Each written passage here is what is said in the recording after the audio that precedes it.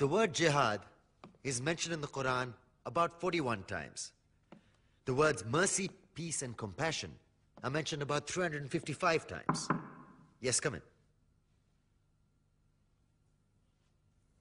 Come on in, Riaz. Sit down, please.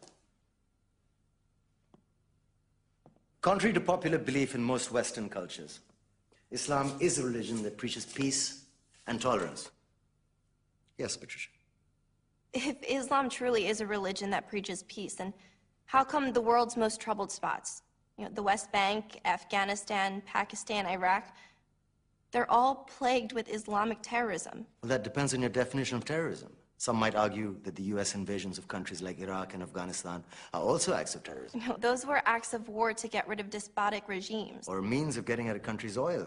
Conspiracy theories. Well, May I?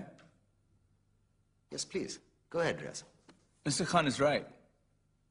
I mean, if we're talking about terrorists, the world's biggest terrorists are the white superpowers. Come on now. No, really, stop and think about it. Explain 9/11. Okay. Do you know how many people died in the Twin Towers strike? Around 3,000. And do you have any idea how many people died in the bombing of Afghanistan?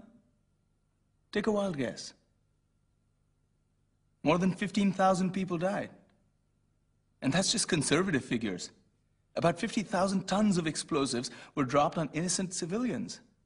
Men, women, children. Yeah, but that was because of the Taliban.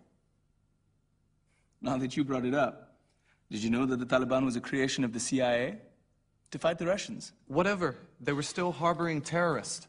Yeah, right. Terrorists that were never found. Just like the weapons of mass destruction that were never found in Iraq. Do you want to get into the death toll in Iraq? 500,000 civilians and counting. And what do Britain and America say when they don't find these weapons? It's simple. They just say sorry.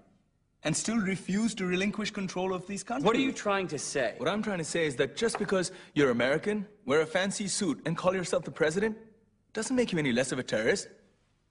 I'm saying that if you don't stop meddling in other people's countries, you will face a backlash. If Muslims like you feel that way, then why don't you get out of our country? We will. As soon as you promise to leave ours.